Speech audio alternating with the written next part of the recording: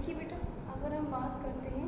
शोध के बारे में, ठीक है, तो शोध यानी रिसर्च के बारे में, तो ये मैंने इसके पहली क्लास में बता दिया था। आज हम इसके उद्देश्य के बारे में बात करेंगे, ठीक है, कि जो हमारा शोध होता है इसका मेन उद्देश्य क्या होता है, ठीक है। तो अगर उद्देश्य की बात करें तो सबसे पहला देखिए उद्देश्य, शोध जो है कई तरीके के होते हैं, ठीक, लेकिन कुछ ऐसे शोध या कुछ शोध ऐसे होते हैं जो सभी शोधों के अंतर्गत आते हैं। जैसे ज्ञान को विकसित करना, ठीक है, ज्ञान को विकसित करने का शोध जो है ये क्या है, मतलब हम शोध क्यों करते हैं, हम रिसर्च क्यों करते हैं, क्योंकि हमारा जो ज्ञान है वो उसको हम और आगे बढ़ा सके, ठीक है, उसको एक विस्तृत रूप दे सके, इसलिए हम क्या करते हैं,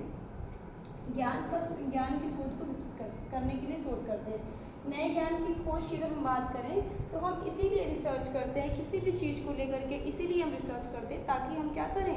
एक नए ज्ञान की प्राप्ति कर सकते। जब तक हम सोचेंगे नहीं, खोज नहीं करेंगे, रिसर्च नहीं करेंगे, तब तक क्या हम किसी भी चीज़ के बारे में सही ढंग से पता लगा पाएंगे, नहीं कर पाएंगे ना। तो इसलिए हम उसके लिए क्या करते हैं, नए ज्ञान की खोज करते हैं कि क्या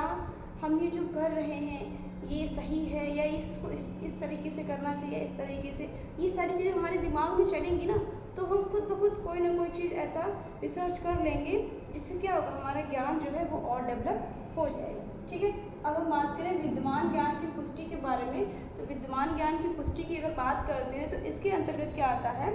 कि जो ज्ञान यानी वर्तमान में जो चीज़ें सही हैं, जो चल रही हैं, जो ज्ञान वर्तमान में चल रहा है उसकी पुष्टि करना, उसका सत्यापन करना कि क्या ये जो चीज़ है जिसकी बात हम कर रहे हैं, क्या ये जो ज्ञान का जो शोध किया गया है ये वर्तमान में जो चल रहा है क्या ये सही है या गलत है, उसका क्या करना, सत्यापन करना, ठीक है। उसे हम क्या कहेंगे, उसे पुष्टिकार ज्ञान भी कहते हैं, ठीक है। अब अगर बात करते हैं व्यवहारिक समस्याओं का समाधान के लिए, तो इसी शोध के अंतर्गत हम क्या करते हैं, व्यवहारिक समस्याओं का समाधान भी करते हैं, ठीक है। इसी शोध के अंतर्गत क्या करते हैं, व्यवहारिक समस्याओं का समाधान करते हैं, ठीक। अब अगर बात करें घटना तथा तथ्यों को एकत्र करना, तो हम किसी भी चीज़ के बारे में पूरी तरीके से जानकारी हासिल करने के लिए हम क्या करते हैं, उससे रिलेटेड उस घटना के बारे में पूरी तरीके से जानने की कोशिश करते हैं, उससे रिलेटेड तथ्यों को सुनने और समझने की कोशिश करते हैं, सारी चीज़ें इकट्ठा करते हैं, तब जाके हम किसी एक मुद्दे पे पहुंच पाते हैं, ठीक है। अब अगर बात करें अवलौकिक तथ्यों का वर्गीकरण के बारे में, अवलौकिक तथ्यों की बात करें तो हमारा मेन मोटिव यही होता है, शोध को लेकर के हमारा यही होता है कि शोध का उद्देश्य न केवल तथ्यों का संग्रह करना है बल्कि क्या करना है,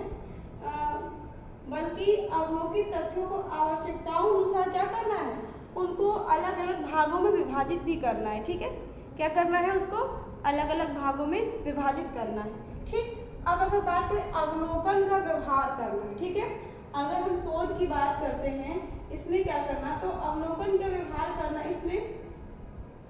प्राकृतिक घटना को समझने के लिए अवलोकन का उपयोग करना आवश्यक हो जाता है। अवलोकन का व्यवहार करना यानी अगर मान लीजिए हम प्राकृतिक घटनाओं के बारे में शोध कर रहे हैं तो उसको समझने के लिए हम क्या करेंगे, अवलोकन का व्यवहार करेंगे, ठीक है। तो कुल मिला के जो है हम किसी भी नए तथ्य की प्राप्ति के लिए हमारे शोध का यही उद्देश्य होता है कि हमें